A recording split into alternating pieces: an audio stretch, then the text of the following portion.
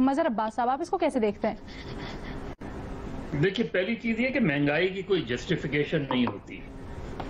महंगाई होती है तो उस आदमी से पूछें जो अपने 20-25 हजार जिसकी तनख्वाह है, सिर्फ उससे पूछें। और मैं ये बात इसलिए कर रहा हूँ कि कल मेरे घर पे जब पानी का टैंकर डल रहा था तो टैंकर वाला मेरे पास आके बैठ गया। उसने कहा, सर मेरी तनख्वाह है 20,000 रुपए, 4,000 मैं घर का किराया देता हूँ, 4,000 मैं बच्चों की फीस देता हूँ, 3,000 का मैं टैंकर अपने घर में डलवाता हूँ, और इसी तरीके से आप बाकी उसमें कर लें। तो उसने कहा कि मैं क्या करूंगा सिवाय 2 नंबरी के, मैं किस तरीके से अपना, इसलिए कि तनख्वाहों में इजाफा नहीं होता, तनख्वाहें वक्त पर नहीं मिलती। जब ये सारी चीजें होंगी तो वो क्या करेगा?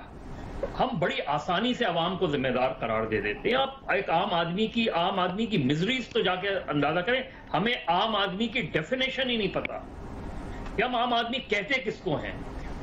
दवाओं की कीमतें जो 400 रुपए थी वो 4,000 रुपए हो गई हैं। हमें इस चीज का एहसास ही नहीं है। इसका मुझे बताएं कि इसका इंटरनेशनल उससे क्या ताल्लुक है? कोरोना भी है, पेट्रोल की इंटरनेशनल मार्केट्स भी हैं, लेकिन एक शहर में। सर मुझे ये बताइए कि बड़ा अहम नुक्ता आपने उठाया है, बड़ा ही अहम नुक्ता। सर कहने को तो ये हमारे नुमाइंदे हैं, ये हमें रिप्रेजेंट करते हैं, जब असेंबली में बैठते हैं हमारी आवाज बनते हैं, लेकिन एक क्लियर गैप नजर आता है। अवाम की सेंटिमेंट्स, अवाम क्या फील कर रही है और डिसीजन मेकर्स क्या कर रहे हैं और वो क्या फील कर रहे हैं, बयानात दे रहे हैं, उसमें ये गैप क्यों है? ये गैप इसलिए है कि जिस दिन मैं मुंतखब होता हूं उस दिन मैं सबसे पहला काम ये करता हूं कि अवाम से अपना राब्ता तोड़ लेता हूं। अपनी गाड़ी पे मैं MP और MNA की नंबर प्लेट लगाता हूं। मेरा इस्तेकाक मजरू होता है तो मैं शोर मचाता हूं। मुझे अगर ट्रैफिक सिग्नल पे रोका जाता है तो मैं अवाम की से दूर होता चला जाता हूं। मैं आपसे अवाम की बात कह रहा हूं कि आप एक ही शहर में 5 जगहों पे 5 मुख्तलिफ कीमतों के रेट्स होते हैं, जबकि सब जगह एक रेट्स लगे हुए होते हैं। अगर मैं कराची की बात कर लूं, आप लाहौर की बात कर सकती हैं, पिंडी इस्लामाबाद की बात कर सकती हैं, मुख्तलिफ रेट्स।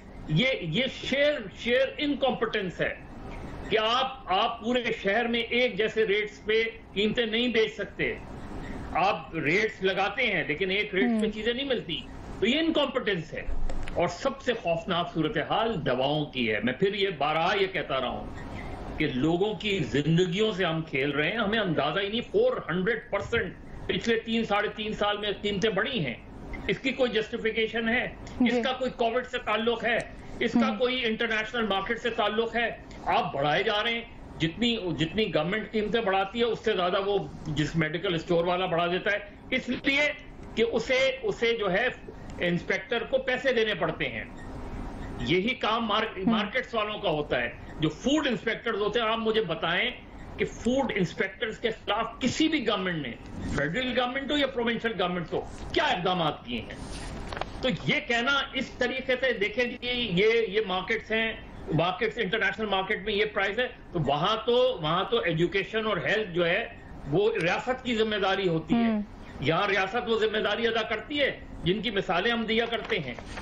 तो मेरा ख्याल है कि हमें इस चीज का एतराफ करना चाहिए कि महंगाई हमसे कंट्रोल नहीं हो रही, हमसे गवर्नेंस के मामले में हम नाकाम हुए हैं।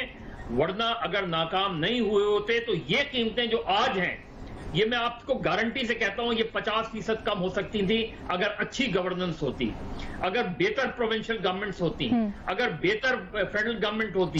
इस्लामाबाद तो बहुत छोटा सा शहर है ना।